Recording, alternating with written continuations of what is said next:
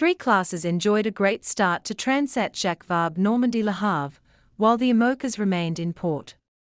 Strong, gusty winds and choppy seas made for a spectacular start to the 16th edition of the Transat Jacques Vabre Normandie-Le Havre for 3 of the 4 race fleets today. While the Ultim, Ocean 50 and Class 40 races set off on time, in 20 to 25 knots the 40-boat IMOCA fleet remain in Le Havre after their start was postponed due to forecasted storm force winds. But only the 5 giant, foiling Ultim trimarans will sail a course to Martinique heading out of the channel this afternoon before turning to their first marks at the San Paulo and San Pedro Islands off Brazil before heading to Ascension Island. Capable of sustained speeds of over 40 knots, they should outrun the deep depression, which is forecast to bring gusts of up to 80 knots and 10 to 12-meter seas off Finisterre on Tuesday. After starting in sequence from 13:07 hours this afternoon, the Ultim, 6 Ocean 50 and 44 Class 40s reveled on the tough, gusty conditions on the Bay of Le Havre, but they will just race at 320 miles passage to Lorient on the French Atlantic coast, where they will restart when the weather outlook improves.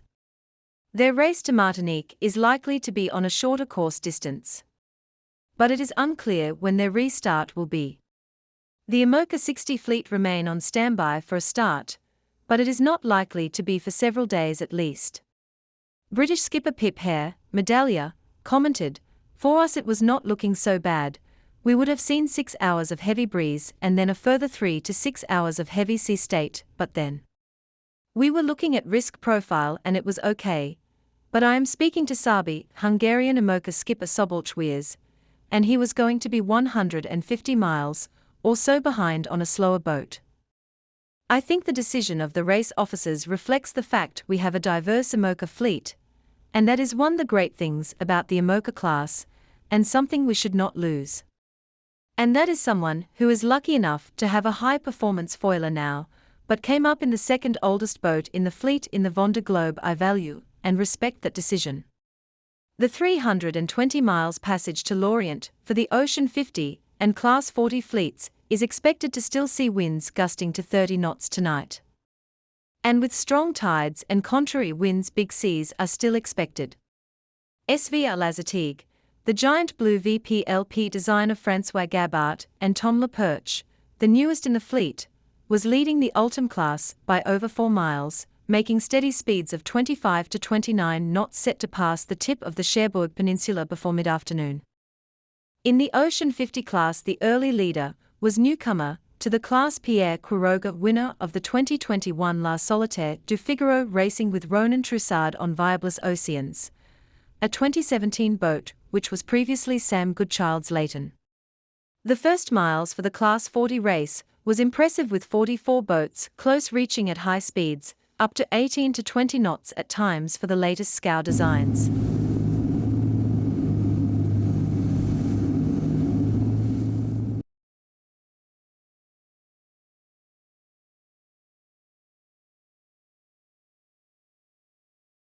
Italian favourite Ambrogio Beccaria on Alla Grande Pirelli, which finished second in last year's Route du Rhum solo race to Guadeloupe, set the pace on the short circuit, despite hitting the only turning mark and having to take a penalty. They were leading Credit Mutual, sailed by the highly favoured Ian Lepinxi and Antoine Carpentier, the 2019 race winners. Britain's Brian Thompson and Alistair Richardson were fourth and showing good speed on Tuquila. At the mark there were 2 collisions. One between Curium and Bertrand Guilleneau, and Quito de Pavance Movember, which saw the boom damaged. The other was between Figaro Ace, local Le Havre favourite Guillaume Pirouel, and Cédric Chateau's recently launched Seafragosugestron, and Café Joyeux. 3 boats, Café Joyeux, Seafragosugestron, and Movember, had to make a U-turn and return to Le Havre to try and effect repairs.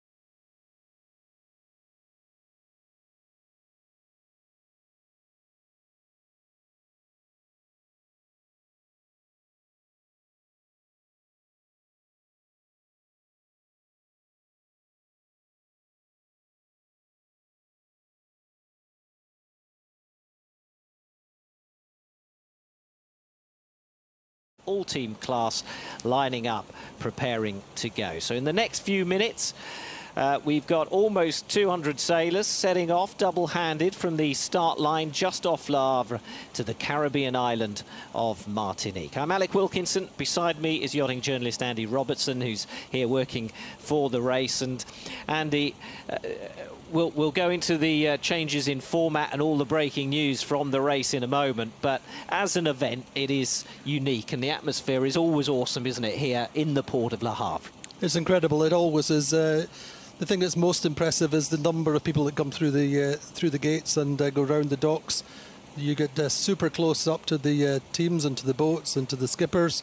And really, it's a public event. You know, in France, these big races, the Transat Jacques Vabre and the Route de Rome, the Vendée Globe, it's all about people coming to dream, to share the dreams and enjoy the atmosphere. And it's a family event, and this, of course, is holiday time in the autumn. We're about 7 or so minutes away from the start of the Ultim. So let me just run through the changes, the race format, and how things are going to work over the next hour and a half or so. We've got 4 boat classes in the race. The Ultims that we're looking at, and the slightly smaller Ocean 50 multi-hulls that are going to make their grand entrance in a while. We've got the IMOCAs and the Class 40 monohulls as well. However, in the last few hours, the race format has been dramatically torn up and thrown out of the window. A huge low-pressure front is heading this way from across the Atlantic. And so the race organisers have decided this. The IMOCAs will not start today. They're staying in dock until the storm passes. And that has huge implications for the fleet, for whom this is also part of the Vendée Globe qualification process. We have Pip Hare, who was due to race today. She will join us in the studio to go into all the implications and what it will mean to the class. Then we have the C40s and the the Class 40s and the Ocean 50s, as we watch our French colleagues from France 2 reporting live from the start boat. Those 2 classes, the 40s and the Ocean 50s, they will be starting today, but they will then head to Lorient, where they will take shelter from the storm. The Ultims that we are looking at here with Gitana are the only class whose plans are unchanged. They will start the race, they will head off to Martinique. Start format also changed. Gone is the mark at Etretat, close to the iconic White Cliffs, where the fans gather to cheer the boats on. The fleet will still race along a shortened coastal course, though, before heading to the Cherbourg Peninsula, eventually heading out to the out of the channel down towards the Bay of Biscay.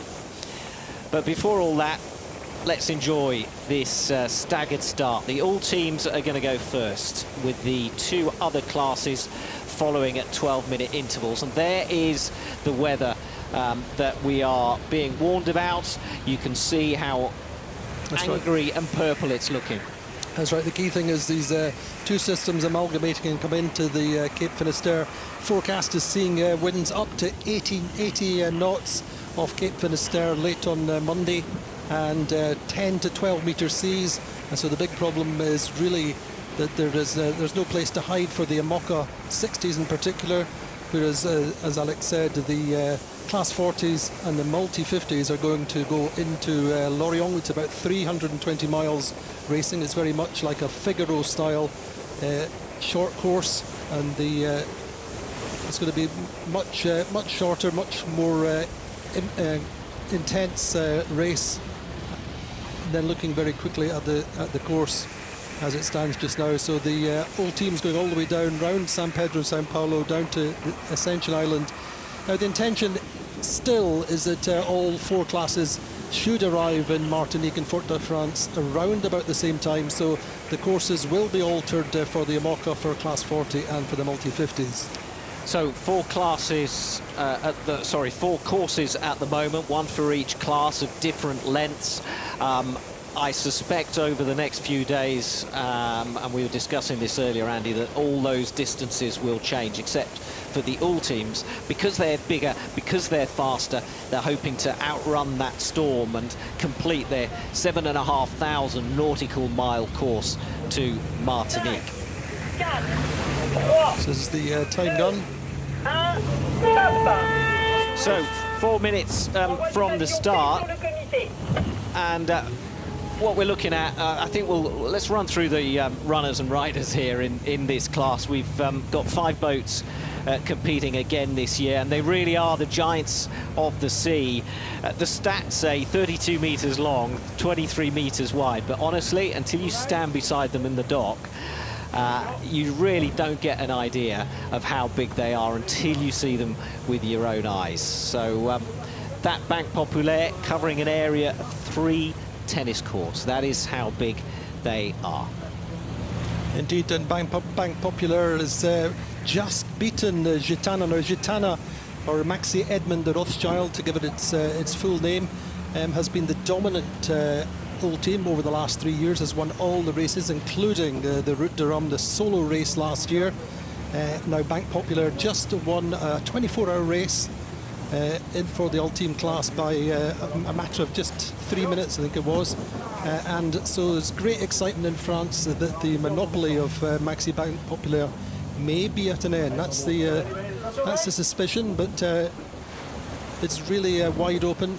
Banque Populaire has clearly made improvements over the winter. The big thing is that the improvements, everybody's super secretive about what's changed, particularly in Banque Populaire, particularly with the Gitana. But really, I'm pretty sure we're going to see a real close race. So the support crew from Actual now leaving the boat with about, 3 minutes to go to the start. Under that now, Antime Marchand and Thierry Chabagny on board Actual, saying goodbye to their crew. Banque Populaire, I think, have already said goodbye to theirs. Lazatique with Francois Gabard. And Tom Leperche. And Tom Leperche on board. And leaving it nice and tight, 2 minutes to go. Indeed, it's always leave it till the very, very last minute. But there's a great moment of stress, I suppose, when the skippers take over for themselves, and it's really up to them. Of course, the all teams have onshore routing. They have a team who work 24/7, who will help with the weather strategy. They're in constant contact. And so, of course, this Ultim race and indeed the Ocean 50s, it's all about the race that is on land as well, and who can deliver the best strategy. And you can look at the weather conditions there on board today. But Thomas Coville in his 8th TJV, alongside him Thomas Ruxel in his 3rd TJV. Hugely experienced, big names in the world of French sailing. So we're into the final minute. They'll be speeding up, heading towards that start line, but in such a long race, it's not necessarily about getting across the line first. It's about getting across the line safely and not too early, because there's a penalty if you do. That's right. There's a 5-hour penalty if you're over the start line early. Now that 5-hour penalty requires you to sail through an imaginary gate, as it were, wait for 5 hours, sail back through the gate and continue on the course. So we've seen that penalty in various different races over recent years, imposed on the IMOCA class in particular.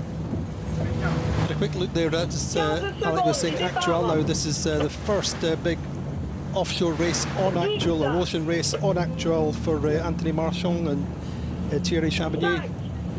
And the other key thing for the Ultims is that they're racing a solo round-the-world race starting on the 7th of January. The Transat Jacques Vabre 2023 is underway. The ULTIMs facing a course then of 7,500 nautical miles, and I wonder just how many twists and turns await them over the next week to 10 days before they cross the finish line in Martinique. And it is looking absolutely glorious out there. A few hours ago we had torrential rain, we had leaden skies, but it's cleared up wonderfully for our cameras. The Ultims are go. Sedebo and Banque Populaire are go, with Amel Leclerc and Sebastian Josse closest to the camera there. Indeed, Banque Populaire. Sebastian Josse previously was skipper of Maxi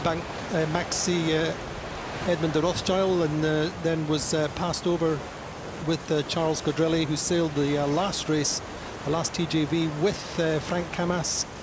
And Camas now sailing with Jeremy Bayou in the IMOCA class, and Charles Caudrelier joined by Erwin Israel, who previously was part of their routing team. They're one of their navigation specialists, so he's on board. He knows the boat extremely well and has been racing in the two-handed races this season. So Banque Populaire winding up now and showing remarkable speed. Look how flat their angle is to the water.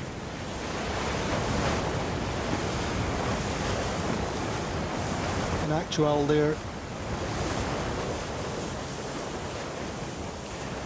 these newcomers to the class just taking it slightly easier, but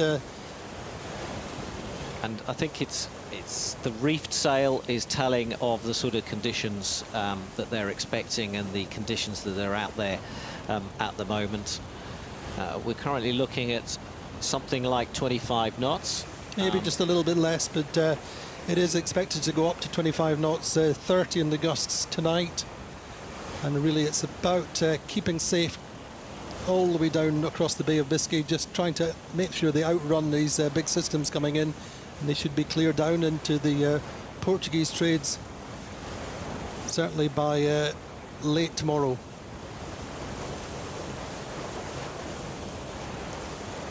We're looking back at this Edmond de Rothschild manoeuvre.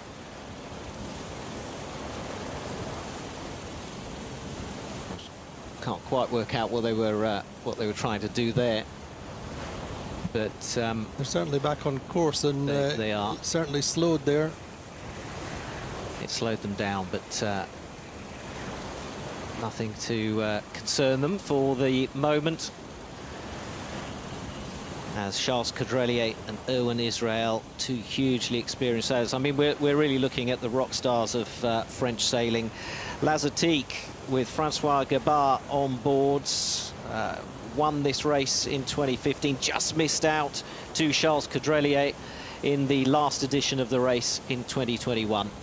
And this is going to be Francois' last race on board. He's handing over the reins, as it were, to young Tom Laperche, who's very much in Francois' image. He's a young sailor who won the Solitaire de Figaro a couple of years back, and he was brought onto the team. He's a super talented sailor, great engineer and technician, very, very driven, and he will be racing the solo round the world race starting, as I say, at the end of the first week in January, and Gabard will be on shore. The boat almost 3 years old now. That's right, but of course they had a significant problem after the boat was built, because it was deemed not to be in the Ultim class. And it was really only just before the Route de Rhum last year that it was allowed into the class. There was a class rule which said that the sails should be trimmed from outside and not inside, in essence. And that fortunately was changed just before the Route de Rhum. So that did really impact on how they optimised and sailed the boat over the preliminary period, whereas the other teams were racing and working up the boats all the time.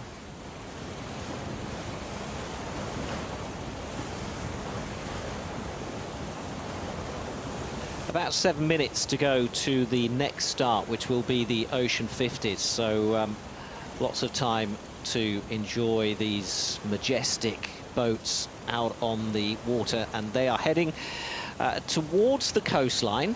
The coast and the cliffs, the white cliffs of this Normandy region, are generally packed with people. It may be a little bit windy today. We'll have to see if we get a shot of them later on.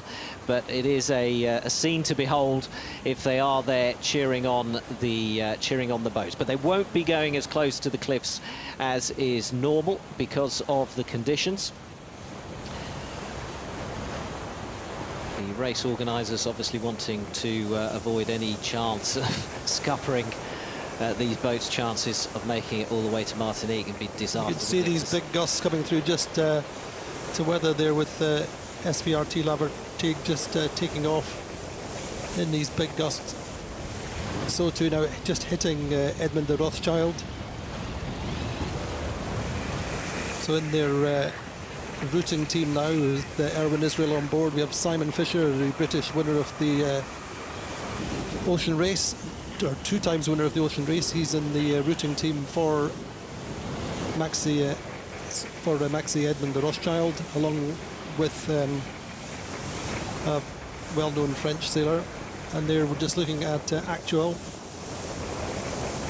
Actual was the previously Massif, run as Actual by Yves Le Blevec, who in the same way has passed on the reins, as it were, passed on the helm to Anthony Marchand, who sailed with him previously. So there's a kind of transference of skills and knowledge. And Anthony will sail the solo maxi race next year. Marchand's did this race coming 4th 2 years ago in this very same boat with Yves Le Blevec.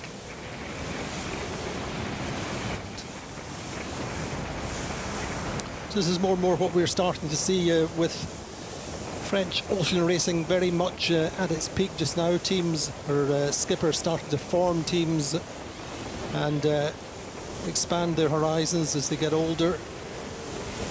So we have, for example, Jeremy Bayou in the IMOCA class has got a second boat with Justine Metro, his old IMOCA, the previous Charal. So they're running 2 boats, same as Thomas Rion, running 2 boats, his own new boat, along with the tenant of the title, the boat which won the IMOCA class last year. Sorry, the IMOCA class last edition, and that being now with Sam Goodchild and Antoine Koch. So we are now looking at the Ocean 50s, just setting up for their start in just under 4 minutes, as you see. 6 boats taking part in this class. We've got Coesio, we've got Le Rire Médecin, La Motte, Primonial, Realities, Solidaire, En Peloton, and Viablis Ocean, which some of those names you will recognise if you followed this race in the past, and we'll be switching backwards and forwards between the ULTIMs and the Ocean 50s. But those Ocean 50s now getting underway in 3.5 minutes time. And less than 4 hours separated the top 3 finishers for the Ocean 50s in 2021, which is extraordinary, really, when you think how long a race that is. About 5,800 nautical miles is the plan. And certainly the expectation is that the time differences will be much the same this time. That was the feedback we had with Sam Goodchild, who did the last edition in the Ocean 50, finishing 3rd. Yeah, Sam, the only Briton in the fleet last time around. This time, the whole of the Ocean 50 fleet is French. And that is Coesio, with Erwan Leroux and Audrey Augereau on board. Erwan won the Pro Sailing Tour this year, the most experienced skipper in the class. Indeed, I think the president of the class. And the class growing all the time. We have 2 new boats in this fleet, brand new and relatively untested. A couple of boats in the wings, waiting to join next year. But they really are pretty fragile, and I know that their biggest concerns is keeping the boats upright over the next 24 to 36 hours, and it's really going to be stressful for these teams. And you can see just how they're bouncing around on that chop. This boat bottom left of the screen, just getting things back under control. We were talking about the size of the ULTIMs and how they're the giants of the sea. Well, these aren't far off either. 15 meters long, 15 meters wide. Yep, they're a square.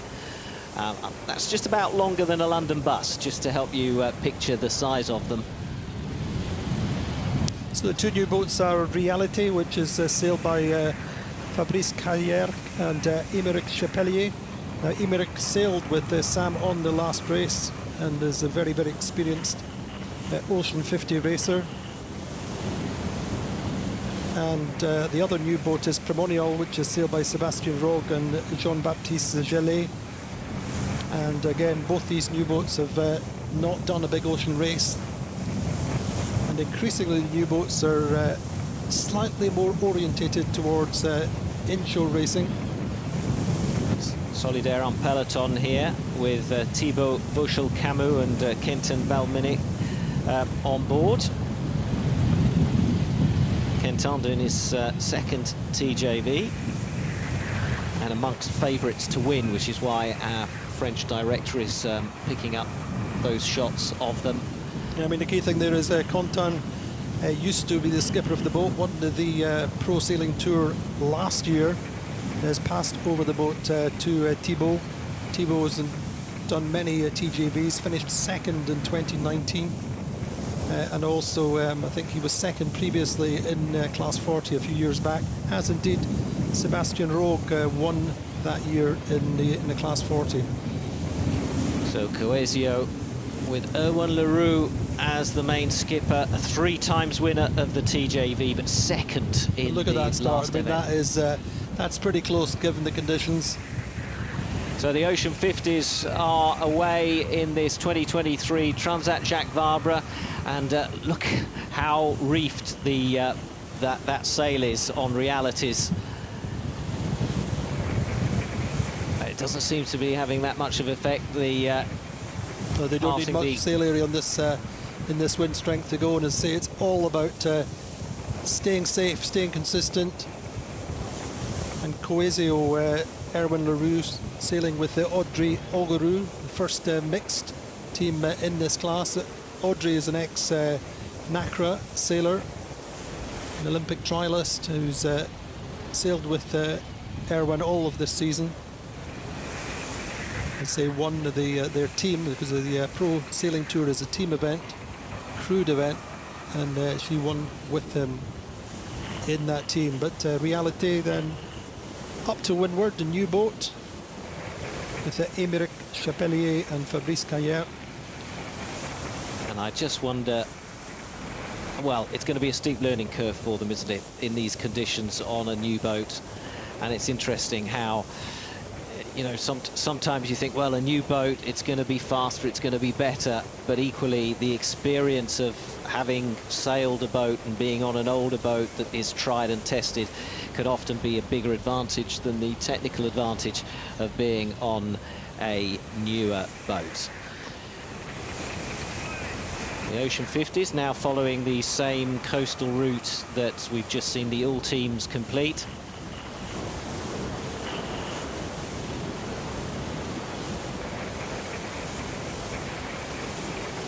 And the footage from on board the boats when that is beamed back to us is going to be absolutely stunning.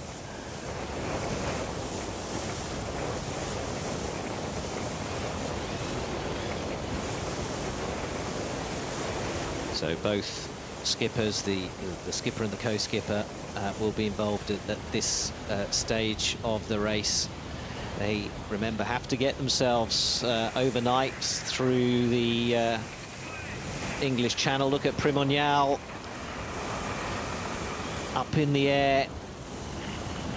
So just remembering they are going to Lorient, which means going through probably 2 changes of tide.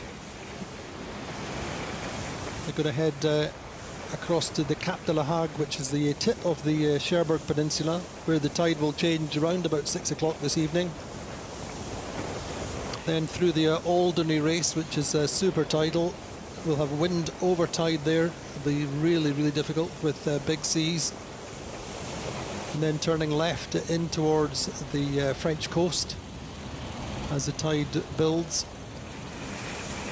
And then round the corner through the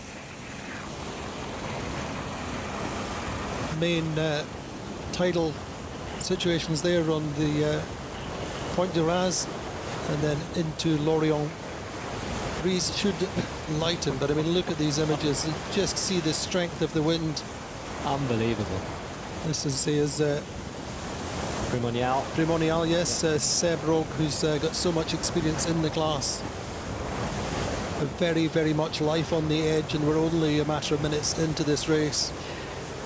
And what's interesting as we watch these stunning shots from our choppers, that the Ocean 50, you know, you were talking about the Pro Sailing Tour, which is what they normally compete in. You know, it's mostly about close contact racing, a lot of careful starts, tactics, but the TJV is normally long-term strategy, you know, preserving the boat, getting it across the Atlantic. But in a way, they're doing a shorter race first, aren't they, to Lorient.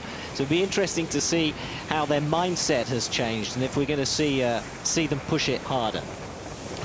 Indeed. I think that most of them are just hoping to get into Lorient in good shape, in one piece with no repairs. And then it's a little bit of a waiting game. Nobody knows when they'll restart. Yeah, so let's just explain how this is going to work then. So we've got the Class 40s that we will see start their race at 13:41, so in about 20 minutes' time. They and these boats, the Ocean 50s, are going to head to Lorient. They're going to sit out the storm. We don't know how long that is going to take, and then they will set off again. And then it's an aggregate time. That's right. You go through the finish line, and then there'll be a new start time, or a new start line in a few days' time. And then it's a second stage, if you like, down to Martinique. And as we say, we expect the course to be altered, to be shortened. The primary focus is for the race direction, other than obviously safety and having an equitable race, is trying to make sure that all the classes arrive into Martinique round about the same time window to maximise the spectacle for the finish. So there's Lamotte. Now this is Luke Berry, who is in fact English-born. He's dual nationality, ex-Class 40 racer. Took on this boat this year. He's a naval architect who graduated out of Southampton. Started working for Bureau Veritas, I think, initially, and then decided that, I think he started in the Mini and then progressed through Class 40, and then joined the Ocean 50 class this year. Yep, with Antoine Joubert on board as well. So it's kind of the newcomer in the old hand, isn't it? Luke Berry still learning the ropes on this very different boat from the Class 40. But he does have the experience of Joubert beside him. And you see that in this double-handed race, you see that a lot, where you've got the youngsters either coming through as skipper with an experienced co-skipper or vice versa. Indeed, Luke Berry was pretty successful in the Class 40 and has come into this. He's bought, this is the oldest boat in the fleet, 2009 boat, which was previously Actual, Réauté, Chocolat and the old Primonial, and they're looking at reality. And it stands to reason that, of course, yesterday we had an announcement that there'll be no spectator boats below a certain size, so it's all big powerful boats which are on the water today. As you can pretty much see why. Some extraordinary shots there from our cameraman on the camera boat, and really the normal boat that was speeding alongside them gives you an idea of just how choppy it is, because although it's looking difficult for these Ocean 50 sailors, they still make it look so much easier than the monohulls sailing alongside them. So Le Médecin, Le Rire Médecin with Luke Berry closest to us. And race officials there alongside the course. Primonial on the left of screen with a winner from the last event, Seb Rogue, in his 4th TJV. He won the 21 edition with Mats Subin. And it was close. We were talking about how close the ULTIMs were. Well, the Ocean 50s saw Primonial win it by, it was a little over 2 hours from Coesio. And it was a real game of chess as they came into Martinique. Some unique seas around there as well. Some unique conditions around that Caribbean island. For sure, I think these teams are duos happy that they're only going to Lorient. But it's going to be a tough night and day tomorrow for them. And of course, these are long nights now in November. And going in close to the coast, there's nets, there are lots of fishing pots. As many of the Figaro sailors who are in the class 40 know that coast extremely well.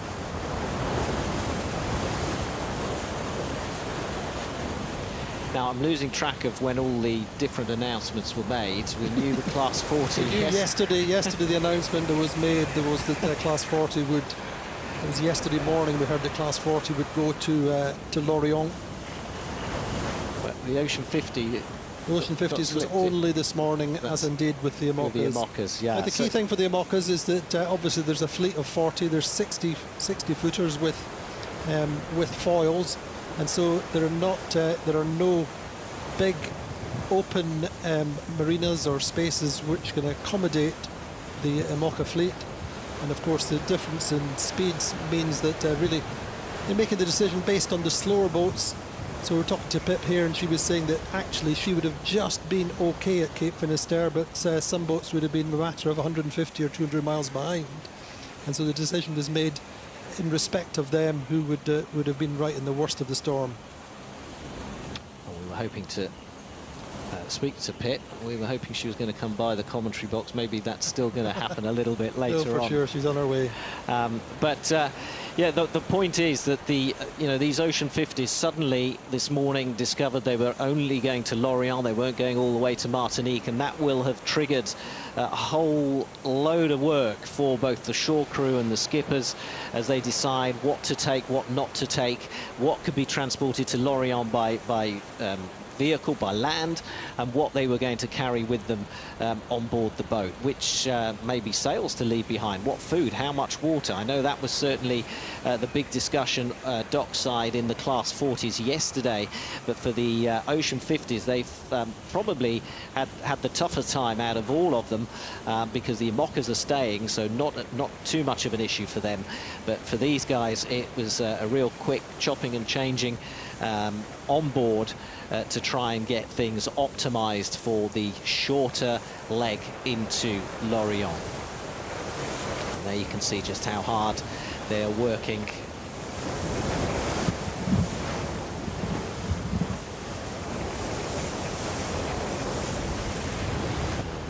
And Luke Berry and Antoine Joubert there. How they decide their shift pattern, so to speak, their watch, is entirely up to the preference, of course, of the skippers. It's different on board each boat. There are those who choose longer and shorter watch times, allowing them to get some sleep. And Solidaire de Peloton looking good there, with Thibaut Vauchel-Camus and Quentin Flaming.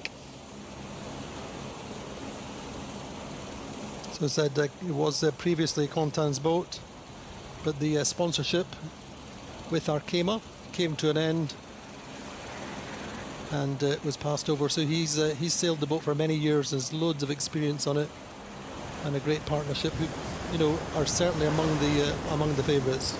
Yeah, and you've got to look at that experience. You know, you sailed this same boat in the last edition with Rouquayrol, and that experience, of course, will be a huge help going forward.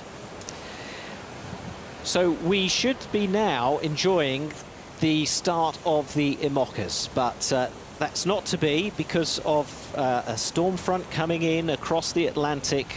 They are staying ashore. They will head off in a few days' time. It's a shame, it's disappointing, but it's good news for us because it means that Pip Hare, who should be about to cross the start line, is instead in the commentary box, where it is, I have to say, much warmer and much drier. Pip, thanks for joining us. No problem. Yeah, I've just kind of run up the dock to get here, and it is pretty blustery out there. It is. We've been enjoying some stunning images from the water. A lot of reefed sails, and you can't blame them, can you? No, I mean, I have to say, from here, it looks pretty spectacular. If I had to choose, I think I'd rather be in an Ultim. The Ocean 50s as ever look like wild little go-karts, don't they? But certainly we're not going to see much sail on anybody's boats today. So let's just talk through the happenings of this morning and the decision to delay the start. Do we know how long you're going to be in port? No, we don't know. So we were all prepared to go. I came down onto the boat at 7 a.m. this morning, was just kind of doing my final routing. And then the TEPS got a message, the fleet got a message saying that the start would be postponed. Unlike the other fleets, we're not going to do a short leg, basically because there's nowhere for us to go. All of the ports are busy, full. So we're staying here. We have a briefing at 6 p.m. this evening where they will give us further news, but from my reading of it, I think we could be here for a week because we've got our kind of monster low that's causing all the problem for us, and then it looks like there's another one coming in straight behind that. Yeah. Okay. So for the uninitiated, you know, just let's talk about this weather front. You know, how bad is it? What does it actually mean, you know, when you're out there? Why some people would say, well, hang on a minute, these boats are built to go round the world in all sorts of conditions. It's the Vendée Globe, you know, that's the ultimate target. So how can this be any worse than that? Well, the problem is that kind of on races like the Vendée, once we're out into the ocean, we get to choose our path through these weather systems or around them. And actually, the boats are so fast now that we can manoeuvre away from weather systems. However, whenever you encounter a race start or even a race finish, then geography defines your course, and you cannot avoid these weather systems. At this time of year, a weather front coming up the western approaches and into the Biscay is relatively normal, but this one that's coming in Wednesday is particularly aggressive. It will have a big sea state behind it, and as it approaches Finisterre, where the continental shelf is, that means huge breaking waves and damage to boats, damage to people, and it's just not a good idea to head out into that. And is that the general feeling amongst the fleet? Are there some who are thinking, wow, we could have gone? I think in general the response among the fleet is that this is the correct decision, largely because, you know, those of us that were looking for options, bailout options, realised that there were very few. But you know, you have to accept the decision of the race committee. I think we would have preferred a little bit more notice, but you know, they've done the best they can in difficult conditions. Class 40s are about 7 minutes away from the start of their race. What has the decision meant for you guys? Has it meant a lot of extra work, or have you just mothballed everything, locked the door and gone? It does mean a lot of extra work, and especially for us because we're an international team. So obviously when we arrive at a race start, we have to have the whole team on tour with us. And right now I need to kind of take my hat off to the person who manages our logistics, Melanie, because this morning she had her head in her hands looking at accommodation, ferry bookings, carnets, all sorts. You'll be sailing with Nick Bubb. I think he's off home. Well, yes, yeah. I mean, at the moment we have a reasonable assumption that it's going to be kind of 5 to 7 days, and just kind of taking the ferry home to spend some time with family or just relax. is, you know, as good an option as any. Now, the Class 40, you know all about these boats and life on this circuit, on the smaller boats. For them as well, it's been a lot of work, because the announcement that they would be going to Lorient to sit out the storm has meant changing what they've got on board. I know some were removing water, some were removing fuel. Yes, yeah, so they will have provisioned for 3 weeks at sea. They will have, you know, all of that food, water, fuel, tools, spares, and that is a significant weight. And in a racing class like the 40s, extra weight will slow you down. And I think, you know, they've got an awesome opportunity here to have a really punchy little leg to Lorient, and those guys who want to kind of push hard in this definitely will have lightened their boats. 44 boats competing in the Class 40 fleet. Well, at the last count anyway. They're 12-metre monohulls. We're expecting the leading boats to take, what, about 16 days to reach the finish line? Yes, yeah, it's kind of 16, 17 days, I think their routing was looking like. They're powerful little boats, and actually kind of upwind. The new generation of these boats can hold their own against the older generation of the IMOCAs, which are 20 foot longer. We've got about 5 minutes, maybe 4 minutes now to the start of the Class 40, and we've seen the multi-hulls go. How is the sailing experience on board these monohulls different? So I think probably the monohulls, you certainly compared to the Ultims, the monohulls, you might be surprised to know, are a lot less stable. They're a lot more bouncy, bumpy. You know, I think they're more affected by the size of the waves, but also the wave period. And you can see here, okay, they most of them are just kind of going around with just their mainsails, but you can see how the waves really affect them. They affect the momentum, they push the boats around. So I think it's going to be, for them, a very aggressive sea state. They're going to have to be quite active, because we're expecting a lot of squalls today. So I think, you know, they will be pushing, maybe going between their Solent. You can see somebody there has a throw up, actually, which I think is quite punchy.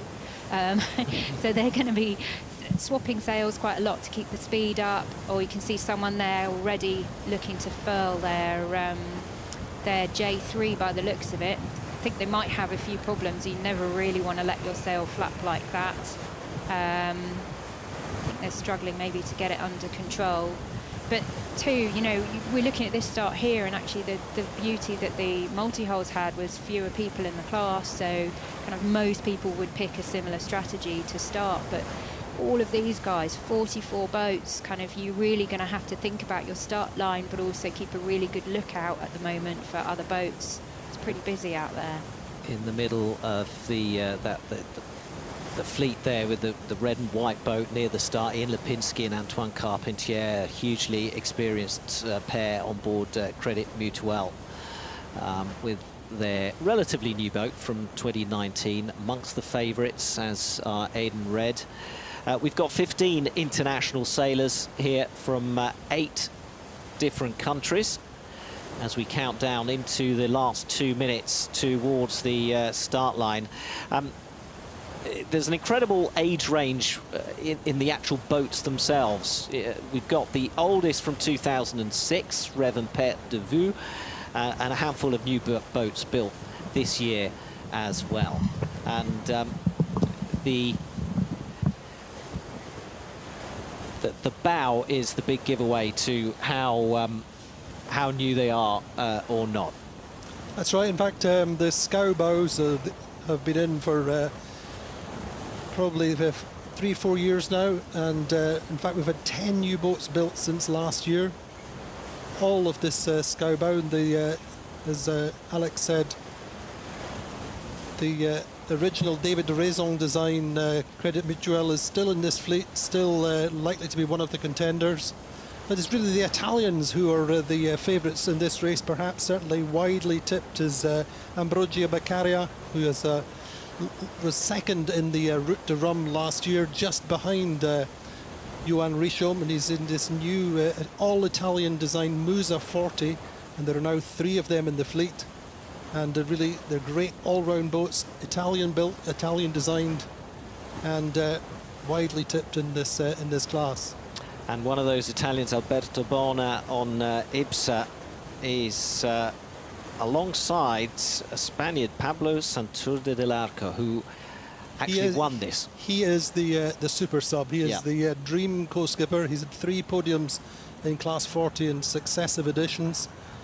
Finished 3rd with Phil Sharp and 2nd with Alex Pea, and won the last edition. And he's with Antoine Carpentier, who's with Ian Lipinski. So our start is gone, and look at the speed they're taking off from the start line. A great start, a terrific start from the Class 40s, and that boat there is Coram right at the front, speeding away. Everial also with a good start. I'd say Erwan Ledraulec, who won the 2nd stage of the Les Sables Horta Les Sables race in the summer. Cedric Chateau, Guillaume Pirouel on Sogistran behind them. That's right, a brand new boat, Cedric Chateau and Guillaume Pirouel, very much the local heroes here, both from Le Havre and from the Normandy League. Brand new boat just in the water this summer. Guillaume is 2nd on the La Solitaire du Figaro last year. Disappointing year for him this year, unfortunately. But they're a great team who've sailed quite a few miles in previous years. And some of the boats just crossing the start line now with such a large fleet in these conditions. You can't blame them for just staying out of trouble. Left there just in the middle is Xavier Macaire, who is also one of the former Figaro racers. Such an exodus out of the Figaro class into Class 40, primarily because for sponsors there's more glamour in doing these ocean races like the Route de Rhum, like this Transat Jacques Vabre. There you see Ibsa there, Alberto Bona just in the middle, and the Italian, now that's a lift 40. He, I believe, is waiting to put a Musa 40 in the water in the future, but he's one of the top contenders, as Alex said, with Pablo Santurce. This is very much going to be a solitaire, a Figaro type leg. Once they get into the once the tide changes, we can imagine them being down on the French coast trying to dodge the tide. But at the moment, a great start, and of course a record-sized fleet with the 44 boats. Keep an eye out also for the British pair on board Tequila, Alistair Richardson, Brian Thompson. That's right. I mean, they're lying 5th on the Class 40 rankings. I mean, we have them in the real dark horse in this fleet. It's a newer generation boat, which they brought back from the Route de Rhum. Did the Caribbean 600, did the Les Sables Horta Les Sables, I think. And Brian has lost count of the number of transatlantic passages he's done. And I think this is his 6th Transat Jacques Vabre, 2nd in the class, or 3rd in fact in Class 40. And I think they were 10th, 11th last time. But a more competitive fleet, but a newer boat for them. Oh, one of the... Here is, as I said, Xavier Macaire, who is also a boat builder, known as I think the Rhino in the it used to be known as the Rhino, or whatever the French equivalent of the Rhino is in the solitaire class, for his ability to sail super fast downwind. Remember a couple of years ago in the solitaire, he was like 2 or 3 knots quicker than the rest of the fleet sailing downwind on the Bay of Biscay. Not sure what that's got to do with a Rhino, but anyway. I think it's about the mentality and the being Right. able to, that mentality, being able to remove your brain and just sail fast. But you can see how these scows work. It's like described to me as like a powder ski for those of you who ski. There's so much more lift in the bow. Yeah, you can see it lifting there, can't you? And really comes into its own as we look at Nicolas Destet and Leo Debies on Café Joyeux. So there are still quite a number of amateur sailors in this fleet, and a growing number of, shall we say, businessmen or older businessmen who want the adventure, who are prepared to invest in the fleet and invest in a new boat or a competitive boat and take a younger, more experienced skipper with them. It's a great range of ages through the fleet. Alec talking about Aidan Red, just Basile Bourgnon on board, yep, who is 21. I think he's still the Benjamin, the youngest skipper in the fleet. He just finished second in La Solitaire. His father, of course, Laurent Bourgnon, was a great Swiss skipper who won the Route to Rome, won La Solitaire at his very first time as the youngest skipper. And they're looking at Pirelli, Alagrande Pirelli, this new Musa 40 of Ambrogio Beccaria, who's, I say, finished second in the Route to Rome, just behind Johan Richomme. The Pip, this is making you want to be out there in a Class 40, isn't it? Oh, doesn't it look spectacular? I mean, those long shots from the helicopter of them all streaking along. Yeah, but I mean, you can see that, you can absolutely see the scows at work, can you? Yeah, you can. I mean, I'm really surprised actually from this view. You can see with this angle, wind angle, how lifty they are. I mean, it's a perfect angle for them as well, to a certain extent, isn't it? Yeah, it really is. It's great to showcase what they can do, and the speeds. You know, they must be getting up to 18, 19 knots there or more. Not quite managed to pick up Tequila. Tequila is orange and grey. And I think these conditions very much in Brian Thompson's range, shall we say. And actually the nice thing about starting in the bay like this is it's blustery and gusty, but actually the reality is the sea state is relatively smooth, so I think they are managing to get some really good speeds up before they head off around the Cherbourg Peninsula. And also in this fleet we have two girls on the Cap Pourels programme, which is well, that's not looking good, is it? Someone's lost a halyard there, yeah. Yeah, we're talking about the Cap Pourels programme, which is an initiative launched by the race 3 editions ago. Now this provides a competitive Class 40 to two young women to give them, fast track their experience going ocean racing. And so we have Pam Lee from Ireland doing her first ocean race. They have to be rookies, Pam. So Pam previously was a préparateur based in Lorient, and so this is her first race, and quite happy to be racing to Lorient then. But yes, it probably. She said her flatmates would be when we used to see her home. Probably would have seemed a little bit brutal, that initiation. But yeah. You know, so it's a really great scheme because, you know, one of the hardest things is to kind of step out of that team support role and into your first racing role, and so being able to offer these platforms for young women coming into the sport is fantastic. I mean, I spoke to her a couple of days ago, and she was really on the edge, you know, just not sleeping, worried, you know, trying to just keep things together. And so this for her in particular is a real blessing, because you say it's a good introduction on a relatively short course. And she'll come out of this with a huge amount of confidence. But you know, the thing is, we were all worried. I worry before every race start, even if the weather's absolutely perfect, you worry. And I always think that worry is just kind of an indication that I do understand what's out there, that we have covered off all eventualities, that we're kind of looking the race properly in the face, because we're aware of what could happen.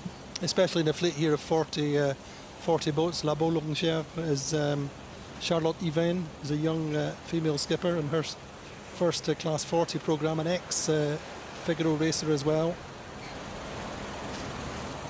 But, I mean, a really big number of young female skippers coming through in France now, but Yeah, there really is. I mean, I still feel the Class 40 is underrepresented with female sailors, and it's something I've kind of dwelled on a little bit, but again, kind of... After the Vendée then, maybe.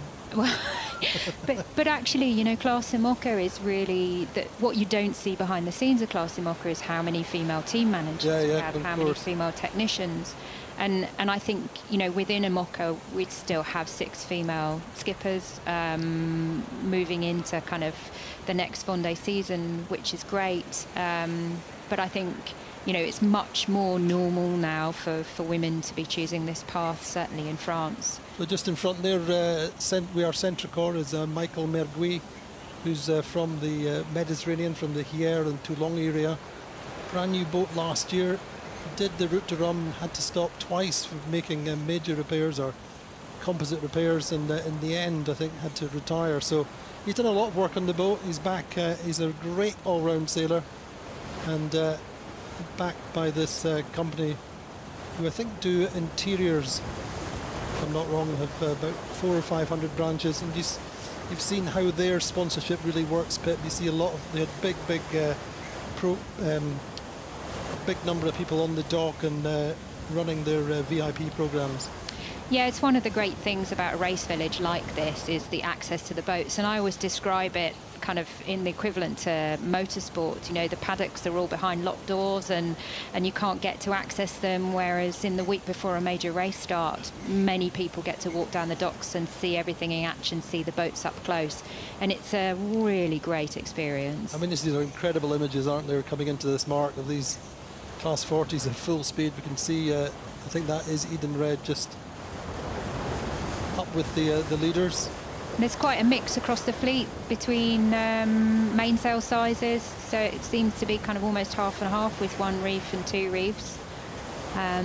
Interesting kind of decisions, and you wonder what will happen as they kind of head round the mark and head up to the Cherbourg Peninsula.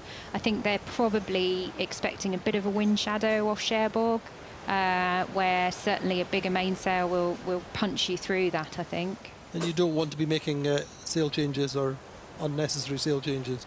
No, and in a short course like this, then a sail change is going to be costly. You don't lose so much with the mainsail because you can still kind of maintain your course. You just lose speed for a fraction, but kind of furling or unfurling head sails is definitely going to cost you some time, and the speeds that these boats are going, you know, relatively you lose distance. So that's Acrobatica, which is the first or the most recent of the Musa 40s, just launched in August actually, is Alberto Riva. Now Alberto is a very good friend and previous preparateur for Ambrogio Beccaria, electronics expert who did all the electronics on Allegrande Pirelli, and so he's on his first major ocean race, and again another skipper who's probably quite happy to have a little short course into Lorient just to warm up. And you can see how exposed they all are. I mean, some of them have some kind of shelter from the coach roofs, but most of them are out there getting an absolutely soaked. Look at that spray coming off there. I mean, they are going to be pretty drenched already. Wow, I've got FOMO now. I wish I did. That just looks spectacular. It is, and I say the key thing is the size of the fleet, but it's quite spread out already. There's Krejcik Mutual and Ian Lipinski and Antoine Carpentier. Still certainly one of the favourites in the fleet, but I think suffering a little bit in these conditions in an older boat. And this will be, you know, it is actually it's a short course, but it is quite challenging strategically. So they're going to go around the Cherbourg Peninsula, and then I expect where there will be plenty of wind shadows. We've got quite a lot of squalls coming through in the afternoon, and then I expect we will see them all tucking in. So they'll kind of tack after the Cherbourg Peninsula and then find their way through the Channel Islands and then down into the Bay of St Malo to try and stay out of the tide. Yeah. But as we said earlier, there's a lot of fish pots and rocks, and it's going to be a long dark night, so it's where you place the cursor, as the French say.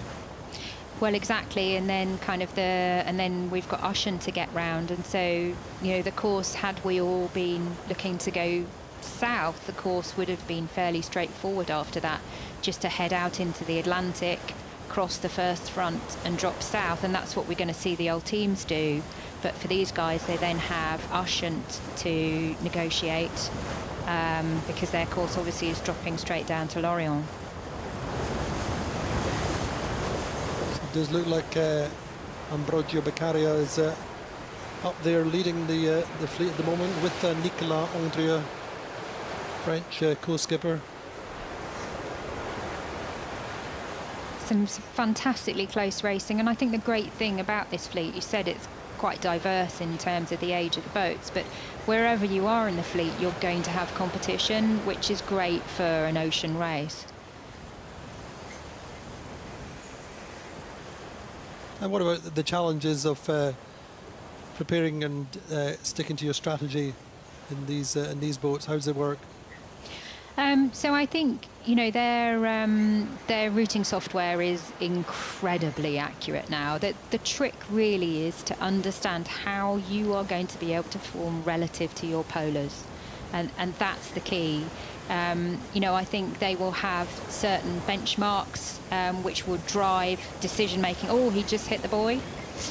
Certain benchmarks that would drive their decision making afterwards, but the routing that they will have done this morning pretty much tells them every 30 seconds where they should be and what they should be doing, and their job is to maintain that pace and that speed. And if they can't maintain the speed expected by the routing, then they will have to rerun the routing on the way to work out a new strategy. So it looks like Pirelli are going round the mark again because they hit it, are they? Or they're doing something. Not sure. Anyway, Erwan Ledralec then in a very all-round in third. Ipsa Alberto Bona in fourth. Yeah, there's quite a procession round now. I think Alagrande Pirelli just trying to decide whether he has to go round the mark again or take a penalty. I guess. Pretty sure on the SIs he has to go round again, but his problem there is going to be finding a way in now, isn't it, with that procession of boats all coming up on starboard. So second is Interinvest.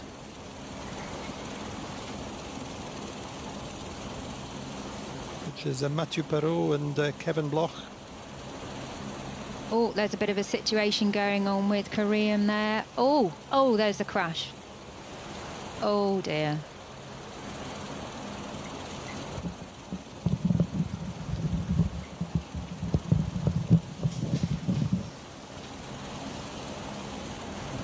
So this mark close to the coast has given us some real drama, and look at Coram almost going over there, and Café Joyeux also coming up, and Corium, I think it is.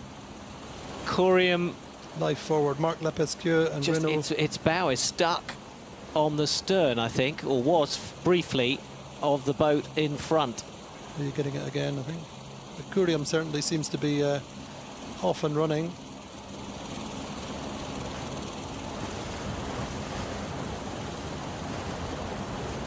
Ah, that's Movember. So it was Movember that had that trouble with Corium. Bertrand Guyonneau and Quito de Pavant. Hugely experienced sailor there. And certainly Quito Bernard is I think the owner of the boat with the it's a new boat to them. So quite a dramatic mark rounding there. All sorts of problems for the leading boat, Acrobatica, with Alberto Riva as skipper and Jean-Marc as his co-skipper. They touched the buoy. Alagrande Pirelli was the boat which... I'm sorry, yes, Alagrande Pirelli and Ambrogio Beccaria leading the fleet and then just touching the mark. Curium seems to be okay. Doesn't seem to have any significant damage and carrying on. They seem to Yeah, they seem to have accelerated away. And, well, time will tell when we get the reports back off that boat. And the rear of the fleet still coming into the mark. So Averial, which is the blue and orange boat, which was round, I think, 3rd or 4th, as we said, is Erwin Ledralwek, he's racing with Tanguy Le Glatan, who's the coach for the Lorient racing pool, the racing centre in Lorient. He's a coach there. Very, very experienced racer in numerous different classes. So I think. And that's another. Wow, did they touch the mark as well?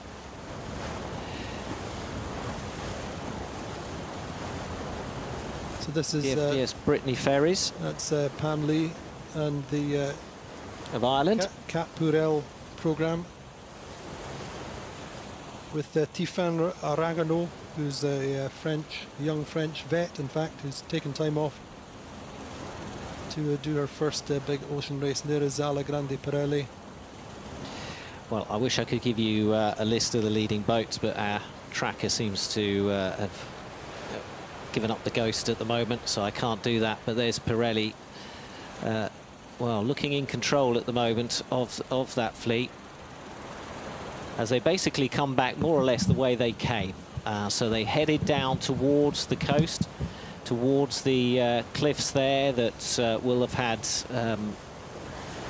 spectators on, cheering on the boats, and then they turn and head back up out of the bay and into the wilder waters of the English Channel.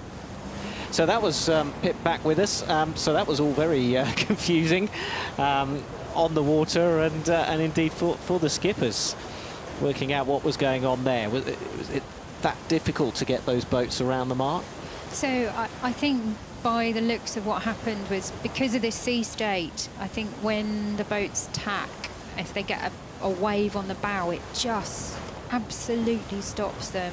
And I think the one boat tacked in front of the other, and then all of a sudden the crossing distances were not the same because one stopped, and it really looked like he mounted the other boat. I mean, that's devastating. Always one of my biggest worries is around start lines, because months of preparation, you know, for some of these guys, years of preparation, and to have a crash like that is pretty devastating. Well, you can see the rear of the fleet still approaching that mark.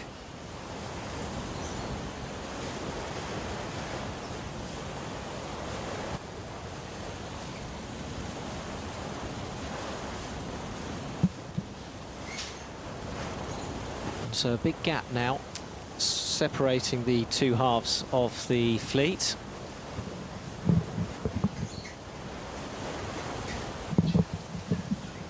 Of course, the last time we saw a crash like that on a start line was the Route de Rhum between Koji and it was Oliver Here Racing, and that actually put Koji stayed behind and helped Oliver get his helped Oliver get his boat ready, but Ollie started the race about a week late, and Koji never got to finish it, which has had big implications for his Vendée qualification. Away from IBSA. And Hare will be competing in this race in the IMOCA class. That's right. We've got a huge IMOCA class in this race, 39 boats in total. I think we have 11 new builds, and kind of it's a really strong class, lots of different nationalities. When we eventually get going, it's going to be pretty exciting to watch. And of course, you know, we were all pretty upset to hear the news that, you know, the guy who I think was, you know, everyone's eyes were on to win, Charlie Dallan, announced a couple of days ago that he wouldn't be competing in the race. That really, unfortunately, he's very unwell at the moment. So he was going to take the start, but head down to Lorient afterwards. I'm not sure whether this changes the situation for him at all, but... So let's talk about the implications as far as qualification for the Vendée Globe is concerned. This is a race that is important for that. The IMOCAs, the plan, and it's still there in place, that the plan is for them to race back single-handed in another qualification race. But presumably that's as we watch, Aleman is also struggling to get round the mark there, but just picking up speed.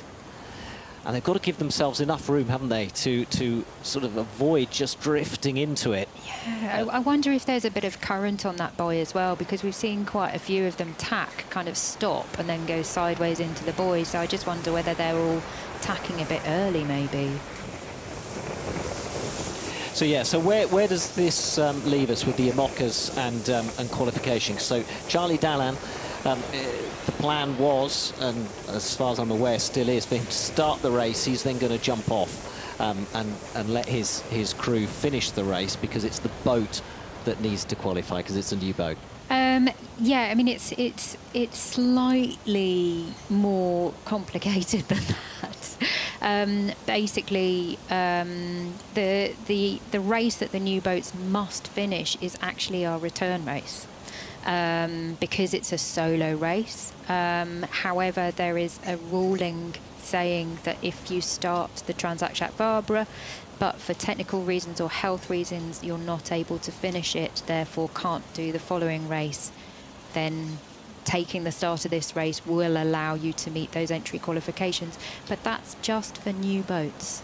So those of us who are in old boats, so boats that have not been launched within this 4-year cycle, we qualify on cumulative mileage. So we have to sail as many races as we possibly can. And for all of us, that means the Transat Jacques Vabre and the return to base. Let me just tell you about this boat. It's a great story. Basile Buisson is the co-skipper on board Google Chrome. He's an e-sailor. He's a gamer, and he won through a competition that saw him beat 10,000 others for a place on this boat. So at the age of 33, this guy has got himself a place on a Class 40. Kieran Le Boyne is the skipper alongside him, who knows this boat so well. It happens to be the second oldest boat in the fleet. It also happens to be the boat that Kieran Le Boyne sailed the TJB in with his dad all those years ago in 2009, and he's back now with Basile Buisson, who is, well, they've done the Fastnet, they've done a few other races to prove themselves, but my goodness, what an experience. Basil, he's actually a merchant Navy officer, I think, and so he's well used to being at sea. He's done quite a lot of cruising, but he's also, as you said, a very talented and committed gamer. But he's well used to being at sea, and I think he's reasonably accomplished. But obviously this is something completely new for him, but he's in good hands on a solid boat.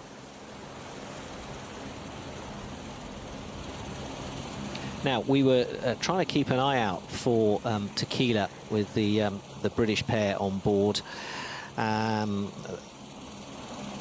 We haven't quite found them. Our French director hasn't picked them up. But when this is Credit Mutuel then with Ian Lipinski and Antoine Carpentier. But Tequila was doing well. It was at the forefront of the fleet before our tracker packed up. So hopefully it's good news for those Brits. Quick look at the weather again, just watching how these systems amalgamate coming into the Cape Finisterre. Just see the big purple centre coming and hitting. That's Tuesday, I think, and then coming into the Bay of Biscay, which is tending to suggest that the boats will be in Lorient for a little while, and potentially Pip and the IMOCAs in Le Havre for a few days at least. So we're looking on board Credit Mutuel, the favourite, and in a good position right now near the front of the fleet. Ian Lipinski and Antoine Carpentier looking to repeat his success in 2021. Both of them involved in sailing the boats at the moment, and you can't really see them getting much rest between now and when they arrive in Lorient, given the conditions and how tough it is out there. Is this tequila? I think that might be our first view of Brian Thompson. We can just see one of them is out of the cockpit doing something on the leeward side there. Maybe checking the lead on sheets or something like that. And you can see everybody is life jacketed up today. Fully dry sealed life jackets. They'll have harness lines on as well. And do you approach a day like today with a very different mindset as a sailor? I think, to be honest, the mindset's always the same, and that is kind of total respect for the boat and the sea. But I guess your approach to risk is slightly different. You know, especially at the start of a race in difficult conditions, you know, anything that might actually, for example, damage a sail or damage a person, you know, that's going to have a long-term impact on your performance. So you tend to be fairly cautious. What's your favourite part of this course over to Martinique? Well, I haven't actually done this TJV course before, so I've done the TJV twice, once to Itajaí, once to Salvador, but I've not done the return leg back across the equator. So, yeah, I think probably the trade wind sailing is, you know, it's always good times. It's an opportunity to push the boat. For me, something new to learn with my foils. What's not to like about that? And the toughest part? Well, we'll see. I mean, certainly getting out, getting away and out is really tough. It's tough mentally, it's tough physically. But I think the return leg, once we've gone round, if we go round San Pedro, Sao Paulo, the return leg up to Martinique is going to be quite difficult, because I think the fleet may compress. And so, you know, you'll be 2 weeks in, you'll be really tired, but you need to keep your foot on the gas. Pipere, thank you very much for joining us, giving us the insight, and best of luck. Fingers crossed for whenever you guys manage to get away in the IMOCAs. Thank you. As we focus in on one of the leading boats of the fleet, the Pirelli boat, Alla Grande, with Ambrogio Beccaria and Nicholas Andrio on board. Which I believe is Italian for all good. Alla Grande. Alla Grande. Go big. And they are, look at that, dramatic action from the waters off Le Havre. And a sign that of just how difficult things are out there, with some of them wearing crash helmets, I think. Now, you're going to be following the race for the organisation and writing about it. Apart from the beach in Martinique, what's your focus going to be? I think trying to... He shook his head as if he wasn't going to visit the beach. I don't remember visiting too many beaches over the races that I've done so far, but here's hoping. But yeah, we got a little gap in between this race and the Return à la Basse, which is going to be key. But no, it's always great to be on the finish line and witness the first or two or three skippers coming through. And I think this is going to be a very close race. I think it could be a close race in every class. I think it is, and it's certainly close in these early stages of the Class 40. Pirelli, Alla Grande Pirelli looking in good position, as is Credit Mutuel, as is Tequila, with the two Brits on board.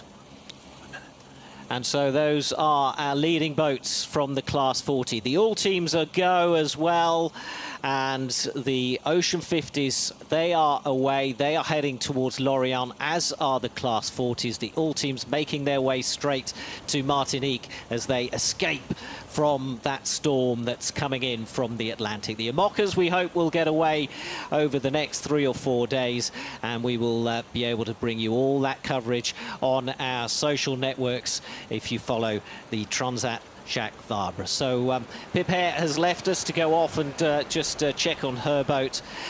Andy Robertson, thank you very much. Enjoy the rest of the race, and we will leave you with these images of the Class 40s heading towards Lorient to escape the storm that is about to hit us from the Atlantic. Hope you've enjoyed it. From me, Alec Wilkinson, and from Andy Robertson, it's goodbye.